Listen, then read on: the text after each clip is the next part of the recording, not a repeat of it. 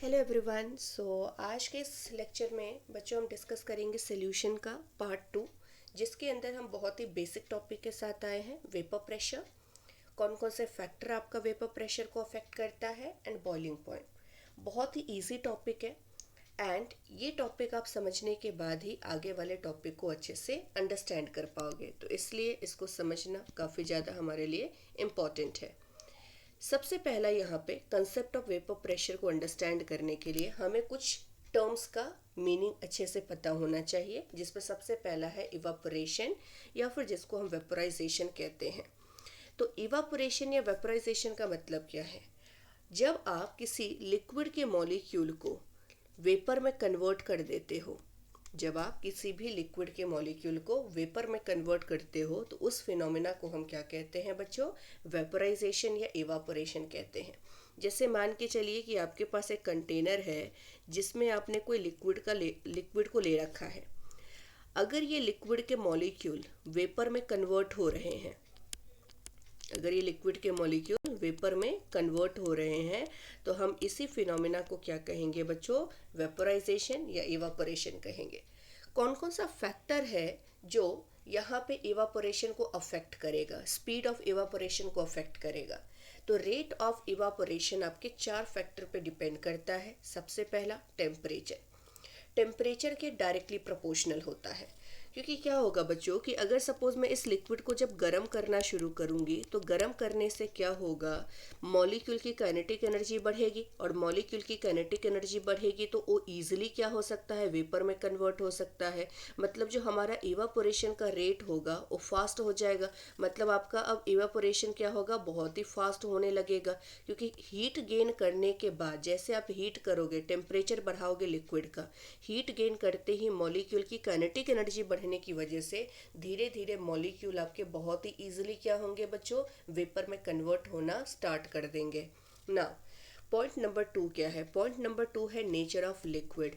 Liquid के ऊपर भी, मतलब लिक्विड आपका कैसा है, उस पर भी आपका इवापोरेशन का स्पीड डिपेंड करता है। 2 तरह के लिक्विड आप इमेजिन कीजिए बच्चों। एक ऐसा लिक्विड है जहाँ पे इंटरमॉलिक्यूलर फोर्स जो है लिक्विड के मॉलिक्यूल के बीच में, वो काफ़ी ज़्यादा स्ट्रॉन्ग है।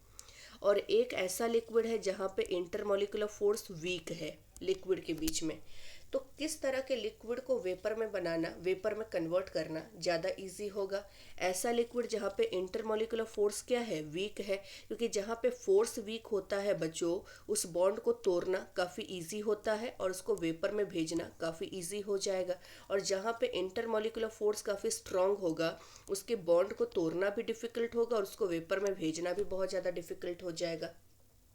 तो हम ये कहेंगे कि ऐसे लिक्विड जहाँ पे इंटरमॉलिक्यूलर फोर्स हमारा वीक होता है, वहाँ पे ही रेट ऑफ इवापोरेशन ज़्यादा होता है। या फिर अगर आपका इंटरमॉलिक्यूलर फोर्स स्ट्रांग है, तो रेट ऑफ इवापोरेशन आपका क्या है? स्लो है।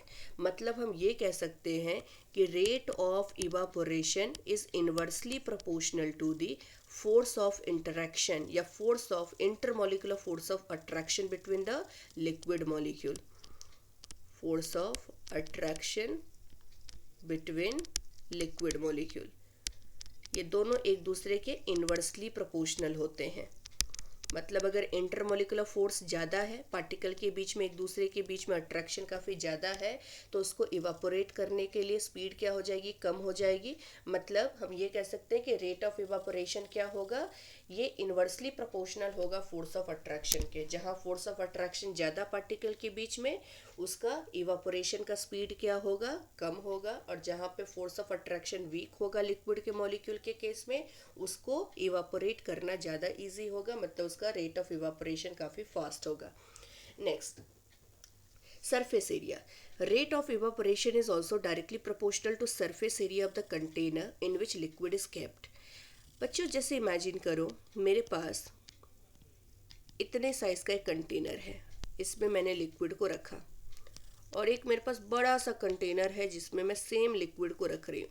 लिक्विड का नेचर मैंने सेम रखा है, क्योंकि अगर लिक्विड अलग अलग लोगे बच्चों, तो नेचर पे भी आपका रेट ऑफ इवापोरेशन डिपेंड करता है। तो हम यहाँ पे नेचर की बात नहीं कर रहे, हम सिर्फ सरफेस एरिया को देख रहे हैं। तो इससे दोनों जगह पे लिक्विड आपका सेम होना चाहिए। अब देखो बच्चों, इवापोरेशन में होता क्या है, सरफेस के मॉलिक्यूल आपके वेपोराइज होते हैं, सरफेस के मॉलिक्यूल वेपोराइज होते हैं, वेपर में कन्वर्ट होते हैं। तो जहाँ पे ज़्यादा सरफेस के मॉलिक्यूल होंगे वहाँ पे ज़्यादा से ज़्यादा ईजिली क्या होगा, वेपर आपका बनता जाएगा। मतलब सरफेस एरिया अगर कंटेनर का ज़्यादा है जिसके अंदर आपने लिक्विड को रखा है, रेट ऑफ इवापोरेशन उतना ही ज़्यादा होगा, क्योंकि जो स्मॉल कंटेनर है जिसका सरफेस एरिया कम है वहाँ पे इवापोरेशन थोड़ा स्लो होता है, और जहाँ पे कंटेनर आपका लार्ज साइज़ का है वहाँ पे सरफेस एरिया आपका ज़्यादा है, सरफेस पे मॉलिक्यूल काफ़ी ज़्यादा हैं, तो वहाँ पे जो हमारा इवापोरेशन होता है वो काफ़ी फास्ट होता है। एंड लास्ट है फ्लो ऑफ ड्राई एयर। अगर किसी भी कंटेनर में लेटर से हमने कोई लिक्विड को रखा है और इस लिक्विड के सरफेस पे हम ड्राई एयर को फ्लो करवा रहे हैं, तो ड्राई एयर की एक खासियत होती है बच्चों, ये मॉइस्चर को एब्जॉर्ब करता है। तो क्या होगा कि जब आप किसी ड्राई एयर को किसी लिक्विड के थ्रू पास करोगे तो उसके अंदर जो मॉइस्चर्स होंगे उन मॉइस्चर्स को धीरे धीरे ये क्या करेगा, यहाँ पे ये एब्जॉर्ब करता जाएगा, और जैसे जैसे ये मॉइस्चर को एब्जॉर्ब करता जाएगा धीरे धीरे और भी वेपर बनते जाएंगे। क्योंकि रिएक्शन आपका क्या होगा, इमेजिन कीजिए ली चैटलियर्स प्रिंसिपल क्या कहता है, जैसे मान के चलिए आपने क्या किया बच्चों, एक लिक्विड है और धीरे धीरे वेपर में कन्वर्ट होके लेटर से एक इक्विलिब्रियम एस्टैब्लिश कर चुका है। तो जितने भी मॉइस्चर के पार्टिकल हैं उनको ड्राई एयर क्या कर रहा है, एब्जॉर्ब कर रहा है। मतलब धीरे धीरे जैसे ड्राई एयर को पास करोगे ये सारा वेपर क्या करेगा, धीरे धीरे एब्जॉर्ब करता चला जाएगा। जैसे जैसे वेपर आपका एब्जॉर्ब होता चला जाएगा बच्चों, ली चैटलियर्स प्रिंसिपल के अकॉर्डिंग रिएक्शन और भी ज़्यादा वेपर को प्रोड्यूस करना चाहेगा। मतलब और भी ज़्यादा वेपर को प्रोड्यूस करने के चक्कर में ये जो लिक्विड के पार्टिकल है वो धीरे धीरे और भी ज़्यादा वेपर में कन्वर्ट होते चले जाएंगे। तो कहने का मतलब ये है कि ली चैटलियर्स प्रिंसिपल के एप्लीकेशन के बेसिस पर हम ये कह सकते हैं कि ड्राई एयर के पास करने के बाद क्या होगा बच्चों, सिंस वेपर का कंटेंट कम हो जाएगा इस कंटेनर के अंदर, और जब वेपर का कंटेंट कम होगा तो लिक्विड और भी ज़्यादा वेपर को बनाना स्टार्ट कर देगा। मतलब वेपराइजेशन की स्पीड क्या हो जाती है, बढ़ जाती है, क्योंकि प्रोडक्ट आपका कम होता जा रहा है, क्योंकि उस प्रोडक्ट को ड्राई एयर एब्जॉर्ब करता जा रहा है। तो यहाँ पे बच्चों हमने 4 फैक्टर के बारे में डिस्कस किया। सबसे पहला टेम्परेचर, टेम्परेचर बढ़ाते हो तो काइनेटिक एनर्जी बढ़ती है पार्टिकल की, इसलिए पार्टिकल आपका वेपर में कन्वर्ट होना बहुत ईजी हो जाता है पार्टिकल के लिए, इसलिए रेट ऑफ इवापोरेशन आपका इंक्रीज होता है, मतलब इवापोरेशन आपका फास्ट हो जाता है। अगर टेम्परेचर को लो रखोगे तो इवापोरेशन आपका स्लो रहेगा। Second thing, nature of liquid के ऊपर हमने क्या बात की, 2 तरह के लिक्विड आप मान के चलिए, एक ऐसा लिक्विड है जहाँ पे इंटरमॉलिक्यूलर फोर्स आपका काफ़ी ज़्यादा स्ट्रांग है, और दूसरा ऐसा लिक्विड है जहाँ पे इंटरमॉलिक्यूलर फोर्स आपका वीक है।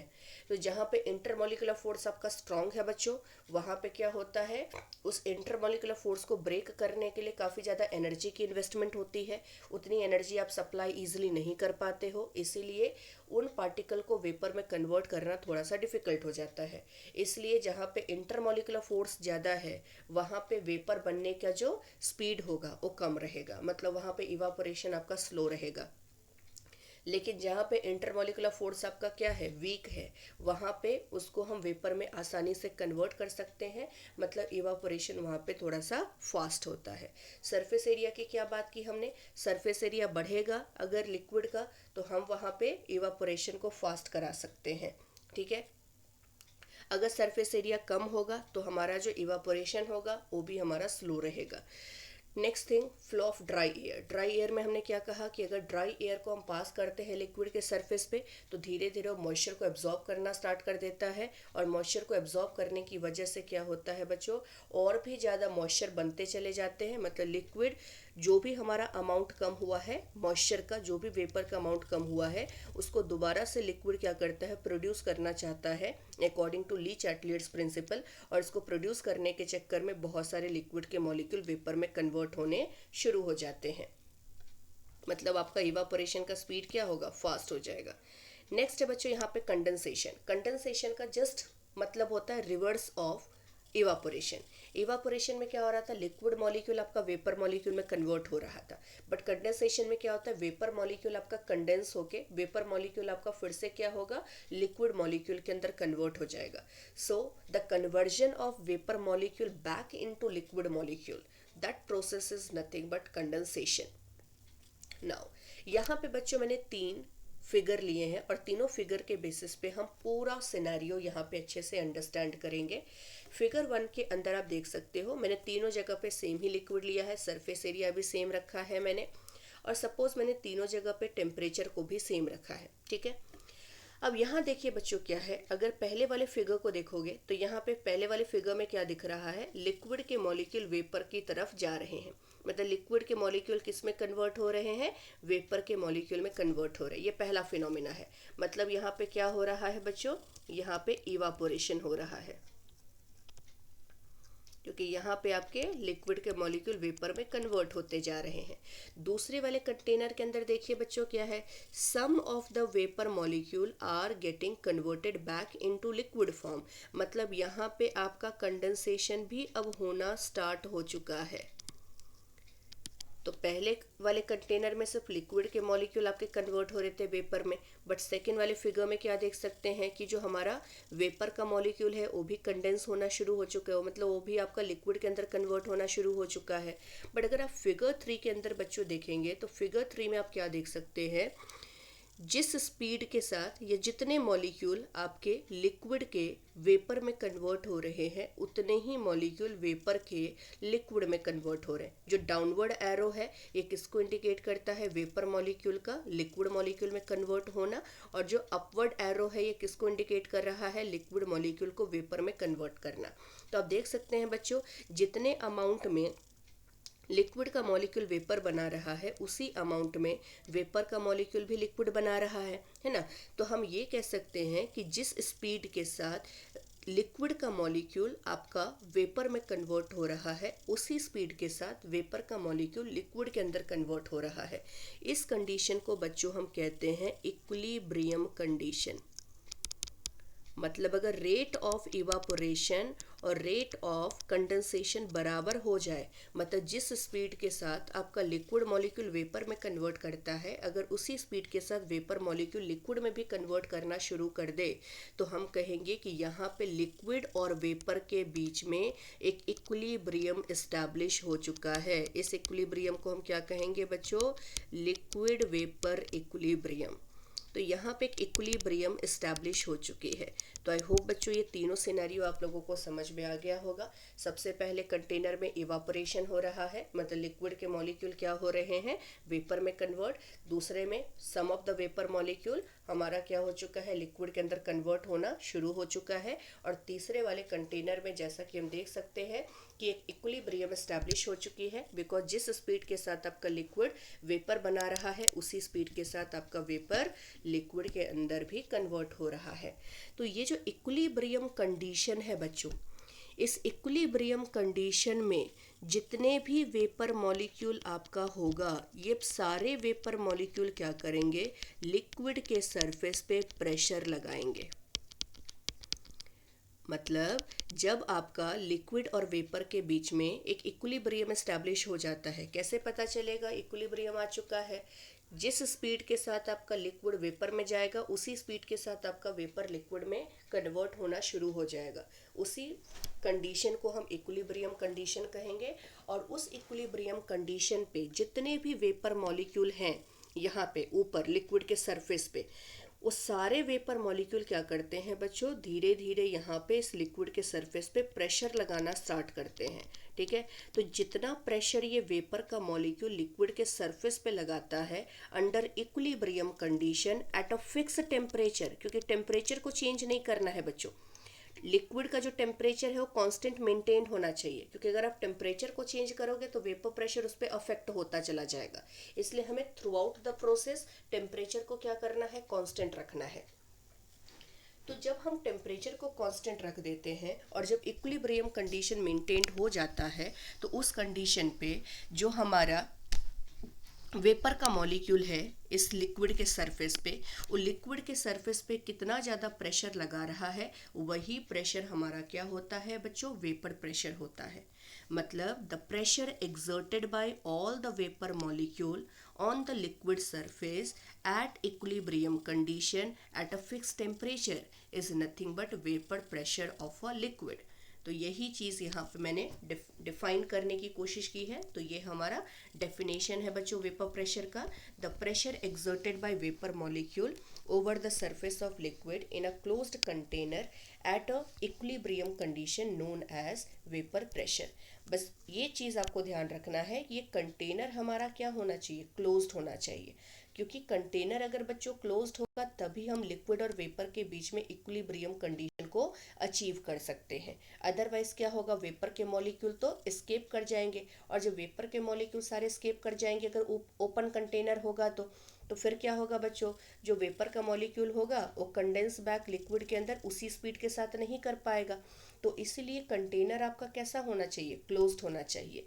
तो ये ध्यान रखिएगा कि the pressure exerted by vapour molecule, जैसे इक्विलिब्रियम कंडीशन आ जाता है तो जो भी वेपर के मॉलिक्यूल होते हैं वो लिक्विड के सरफेस पे कितना प्रेशर लगाते हैं under equilibrium condition in a closed container at a fixed temperature is nothing but vapour pressure.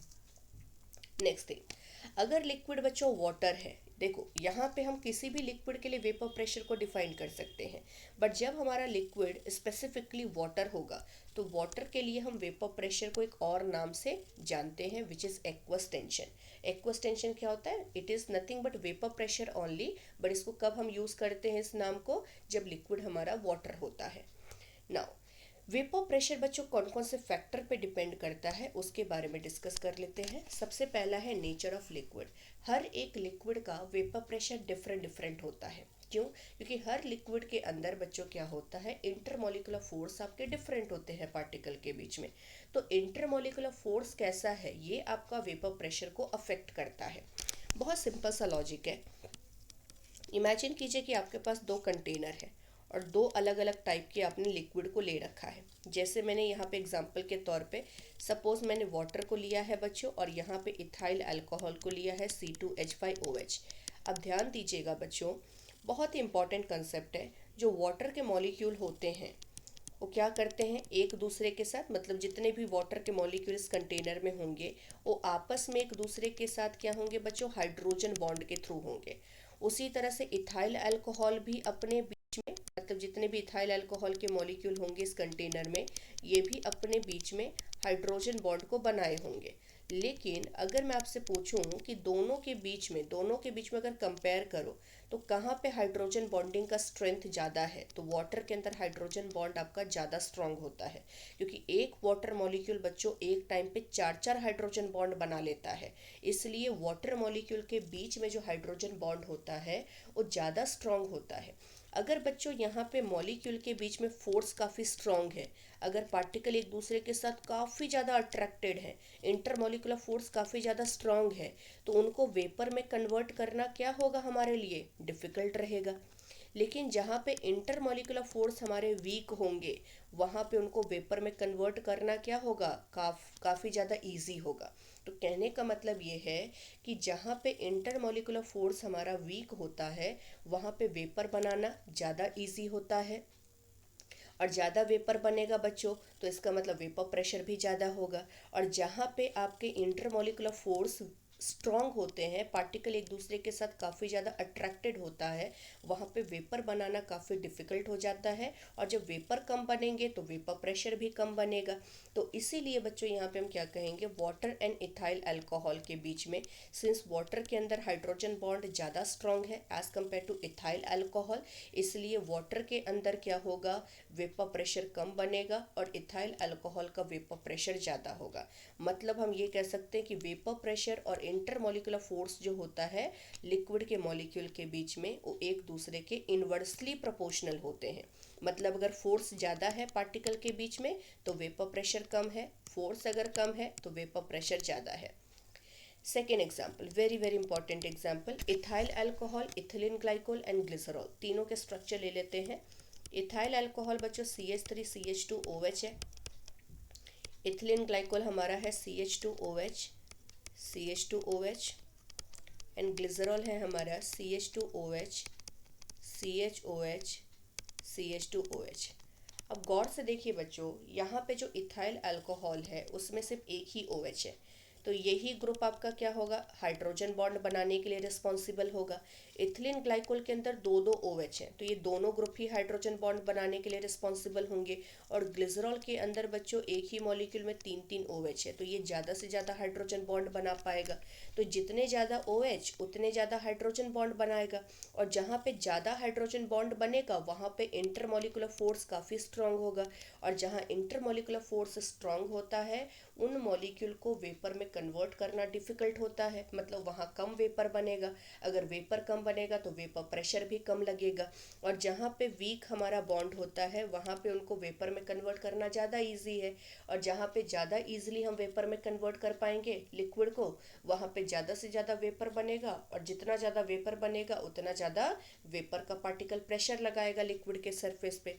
तो ध्यान रखिएगा, more will be the intermolecular force of attraction between the liquid molecule, lesser will be the vapor pressure। क्योंकि जहाँ पे intermolecular force strong होता है बच्चों, वहाँ पे पार्टिकल वेपर में आसानी से कन्वर्ट नहीं होता है, वहाँ पे वेपर काफ़ी कम बनते हैं।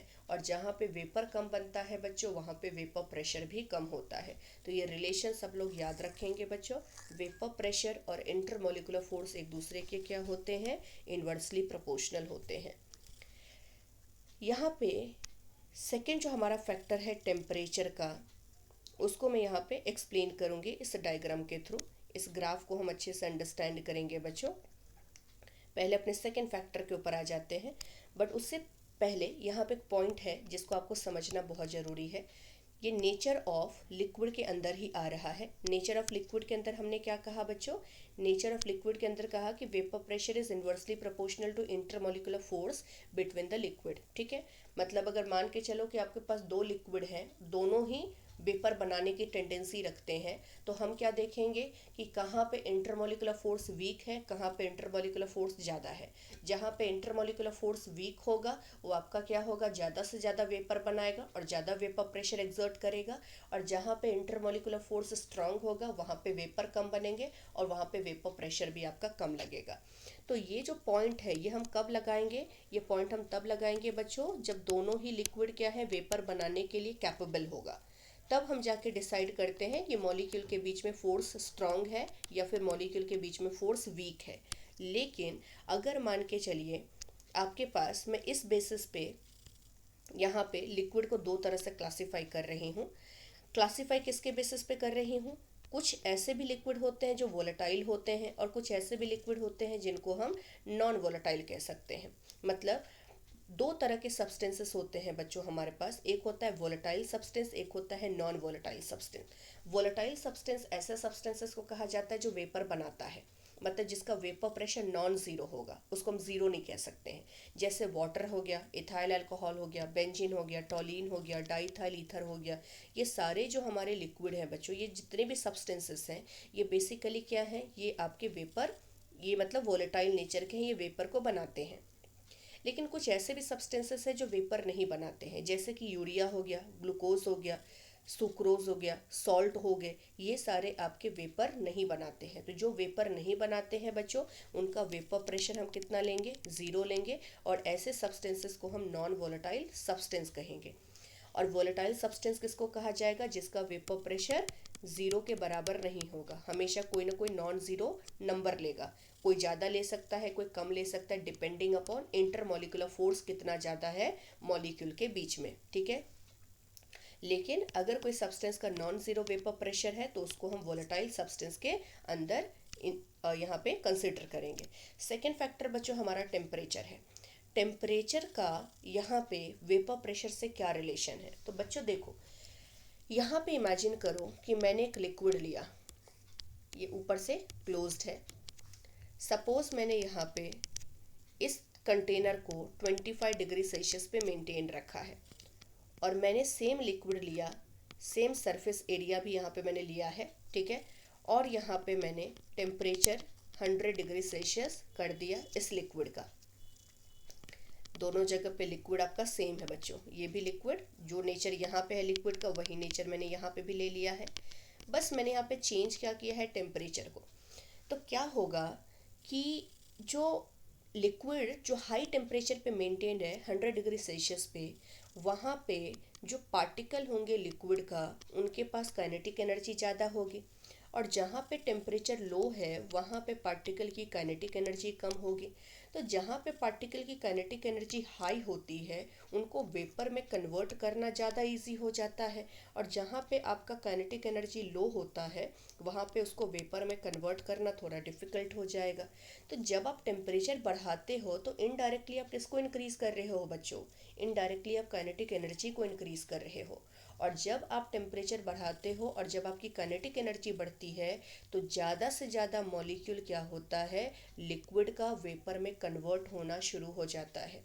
और जितने ज़्यादा वेपर बनेंगे उतना ज़्यादा वेपर प्रेशर भी डेवलप होगा। तो ध्यान रखिएगा बच्चों कि जब टेम्परेचर बढ़ाया जाता है तो टेम्परेचर के बढ़ाने से वेपर प्रेशर हमेशा बढ़ती है।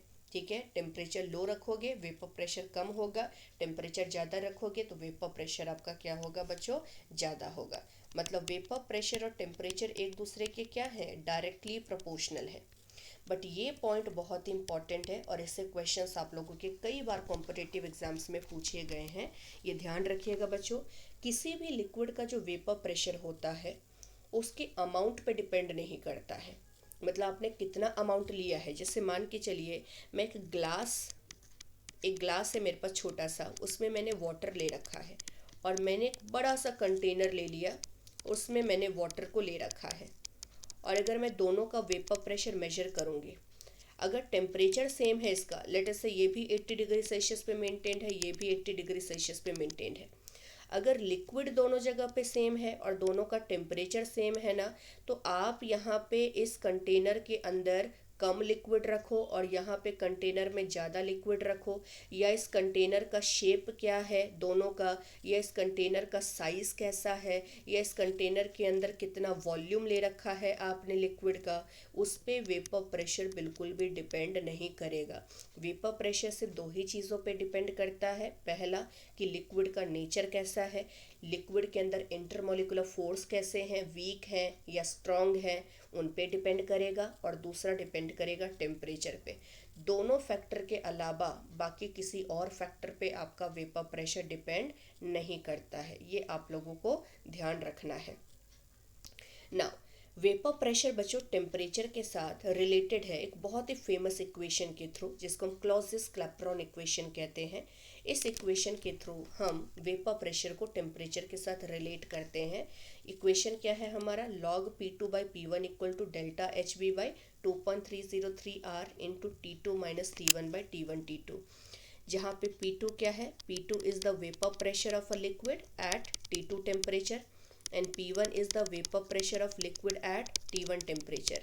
और जब लिक्विड को वेपर में कन्वर्ट किया गया, लिक्विड को जब वेपर में कन्वर्ट किया गया तो उस प्रोसेस के दौरान जितनी भी एंथैल्पी में चेंज आई उसको हम यहाँ पे क्या कह रहे हैं? Delta H V. Delta H V क्या है? एंथैल्पी ऑफ वेपोराइजेशन को इंडिकेट कर रहा है।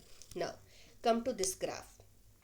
इस ग्राफ में बच्चों एक चीज़ क्लियरली देखो, जैसे मान के चलो यहाँ पे ये मैंने 3 तरह के सब्सटेंस ले रखा है, di ethyl ether, ethanol and water. अगर गौर से देखोगे बच्चों, सपोज ये जो लाइन आप देख रहे हैं, वर्टिकल लाइन देख रहे हैं, डॉटेड लाइन ब्लैक फॉर्म में, आप उसको गौर से देखिए। अगर बच्चों मैं इस लाइन के अबाउट मैं आपसे कहूँ तो आप देख सकते हैं कि तीनों जो लिक्विड है, diethyl ether, ethanol and water, तीनों का यहाँ पे मैंने टेम्परेचर फिक्स कर दिया है। मतलब मैंने टेम्परेचर तीनों का कांस्टेंट कर दिया है, राइट। तो यहाँ पे ग्राफ हमारा वेपर प्रेशर वर्सेस टेम्परेचर के बीच में प्लॉट किया गया है, 3 डिफरेंट लिक्विड के लिए। तीनों यहाँ पे एक्सपेरिमेंटल बेसिस पे ये ग्राफ को प्लॉट किया गया है।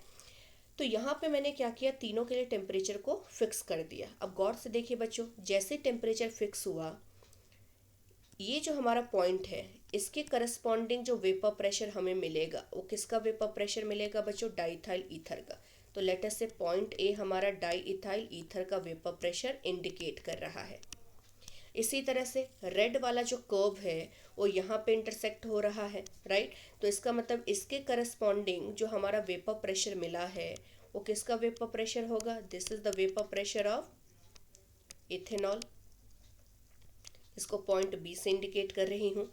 और ये जो हमारा ब्लू वाला कर्व है ये वाटर को इंडिकेट कर रहा है बच्चों, और ये यहाँ पे जाके इंटरसेक्ट कर रहा है, तो इसके करस्पॉन्डिंग जो हम यहाँ पे वेपर प्रेशर निकालेंगे, let us say this is point number C, ये किसका है, यहाँ पे वाटर के लिए है।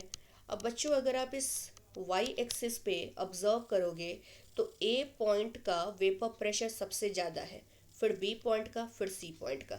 मतलब अगर आपसे पूछूं कि एट अ गिवन टेम्परेचर, जब मैंने तीनों लिक्विड के लिए टेम्परेचर सेम कर दिया, क्योंकि अगर टेम्परेचर अलग अलग रखते तो आपका वेपर प्रेशर भी वेरी कर जाता, क्योंकि वेपर प्रेशर टेम्परेचर पे डिपेंड कर रहा है। तो इसलिए मैंने यहाँ पे क्या किया बच्चों, तीनों का टेम्परेचर फिक्स कर दिया है।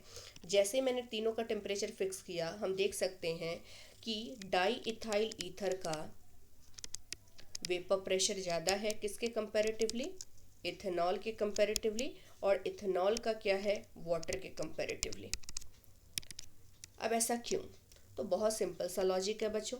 वाटर के अंदर स्ट्रॉन्ग हाइड्रोजन बॉन्ड होता है, इथेनॉल के अंदर भी हाइड्रोजन बॉन्ड होता है, बट अगर मैं हाइड्रोजन बॉन्ड का स्ट्रेंथ वाटर के अंदर कंपेयर करूं तो एक टाइम पे वाटर मॉलिक्यूल चार चार हाइड्रोजन बॉन्ड बना लेता है। मतलब एक ही मॉलिक्यूल वाटर का चार चार हाइड्रोजन बॉन्ड एक ही टाइम पे बना लेता है। इस वजह से हाइड्रोजन बॉन्ड यहाँ पे ज़्यादा स्ट्रॉन्ग है वाटर के केस में, और इथेनॉल में उसके कंपेरेटिवली थोड़ा सा कम है। और रही बात डाईइथाइल ईथर की, तो डाईइथाइल ईथर हमारा क्या होता है बच्चों, ये हमारा डाईइथाइल ईथर है, और इथाइल अल्कोहल क्या होता है, C2H5OH। तो ये जो मॉलिक्यूल है हमारा, ये तो हाइड्रोजन बॉन्ड बना रहा है, और यहाँ पे हाइड्रोजन बॉन्ड नहीं है, यहाँ पे हाइड्रोजन बॉन्ड एब्सेंट है। तो अगर मैं आपसे पूछूं कि इन तीनों लिक्विड के अंदर सबसे ज़्यादा स्ट्रॉन्ग बॉन्ड कहाँ पे है, तो वाटर के अंदर, उससे कम किसके पास है, इथेनॉल के अंदर, और सबसे कम कहाँ पे है, डाईइथाइल ईथर के अंदर। तो जस्ट अभी हमने ऊपर पढ़ा था कि vapour pressure is inversely proportional to intermolecular force of attraction between molecule. जहाँ पे इंटरमोलिकुलर फोर्स स्ट्रांग होता है उसका वेपर प्रेशर कम होता है, और जहाँ पे इंटरमोलिकुलर फोर्स पुअर होता है या वीक होता है वहाँ पे वेपर प्रेशर ज़्यादा होता है। तो इन तीनों लिक्विड की अगर बात करें बच्चों, तो सबसे वीक इंटरमोलिकुलर फोर्स किसके अंदर है, इथाइल डाईइथाइल ईथर के अंदर, इसलिए उसका वेपर प्रेशर सबसे हाईएस्ट हमें मिला। उसके बाद हाइड्रोजन बॉन्ड जहाँ जहाँ पे है वहाँ पे इंटरमोलिकुलर फोर्स ज़्यादा स्ट्रॉन्ग है, इसलिए उसका वेपर प्रेशर आप देख सकते हैं डाईइथाइल ईथर से काफ़ी कम दिख रहा है। और अगर बी और सी के बीच में भी कंपेयर करें बच्चों, तो थोड़ा सा डिफरेंस तो है ही इन दोनों के बीच में। क्यों डिफरेंस है, क्योंकि strength of hydrogen bonding in दोनों के बीच में, दोनों के अंदर अलग अलग है। हाइड्रोजन बॉन्ड का जो स्ट्रेंथ है वाटर में ज़्यादा स्ट्रॉन्ग है, ज़्यादा अमाउंट ऑफ हाइड्रोजन बॉन्ड बनता है, और ये जो हमारा इथाइल अल्कोहल है वहाँ पे हाइड्रोजन बॉन्ड का स्ट्रेंथ कम है।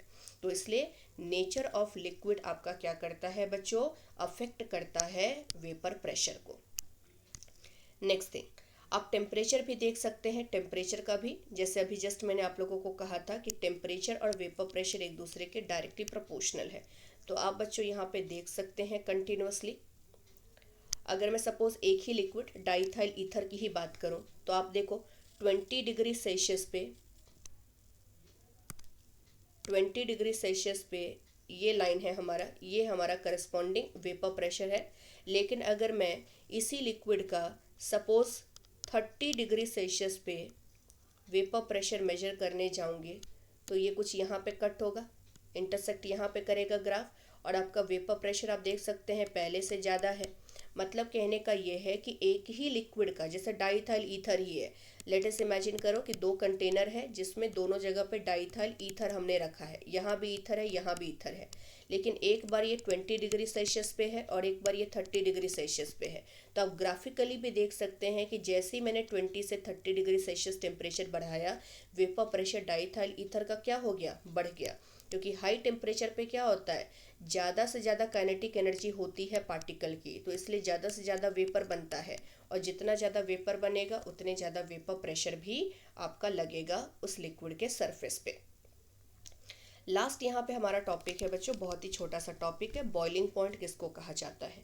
तो बॉइलिंग पॉइंट बच्चों क्या होता है, किसी भी लिक्विड के बॉइलिंग पॉइंट हम उस टेम्परेचर को कहते हैं जहाँ पे उस लिक्विड का जो वेपर प्रेशर होता है वो एक्चुअली में एटमॉस्फेरिक प्रेशर के बराबर हो जाता है। जैसे यहाँ पे देखिए ये जो ग्राफ है अभी जस्ट हमने ऊपर डिस्कस किया था, वेपर प्रेशर वर्सेस टेम्परेचर का ग्राफ, कुछ ऐसा ग्राफ होता है, वेपर प्रेशर वर्सेस टेम्परेचर। और ग्राफ हमारा क्या है, इस तरह से एक्सपोनेंशियल ग्राफ है, मतलब टेम्परेचर बढ़ाते जाओगे तो वेपर प्रेशर भी बढ़ता जाएगा। एग्जैक्टली ये ग्राफ आप देख सकते हैं, ये एक्सपेरिमेंटल ग्राफ है वेपर प्रेशर वर्सेस टेम्परेचर का, जो क्लॉजियस-क्लैपेरॉन इक्वेशन के बेसिस पे निकाला गया है। अब यहाँ पे बच्चों एक चीज़ गौर से देखो, लेट अस से ये जो हमारा पॉइंट है ये 1 atm है, दिस इज 1 atm। 1 atm हमारा क्या होता है, एटमॉस्फेरिक प्रेशर होता है। अब ध्यान से समझना बच्चों, जैसे जैसे मैं टेम्परेचर को बढ़ाती जाऊंगी, ये हमारा 1 atm है, जैसे जैसे मैं टेम्परेचर को बढ़ाती जाऊंगी वेपर प्रेशर बढ़ता जा रहा है, बढ़ता जा रहा है, बढ़ता जा रहा है, और बढ़ते बढ़ते ये इस पॉइंट पे जाके इंटरसेक्ट कर रहा है। ये पॉइंट क्या इंडिकेट कर रहा है कि वेपर प्रेशर की वैल्यू 1 atm के बराबर हो चुकी है। 1 atm का मतलब है एटमॉस्फेरिक प्रेशर के इक्वल हो चुका है। तो जिस टेम्परेचर पे, इसके करस्पॉन्डिंग टेम्परेचर कौन सा है, ये वाला, तो इस टेम्परेचर पे आप देख सकते हैं कि वेपर प्रेशर 1 atm के बराबर हो चुका है। यही करस्पॉन्डिंग टेम्परेचर हमारा क्या कहलाता है बच्चों, बॉइलिंग पॉइंट कहलाता है।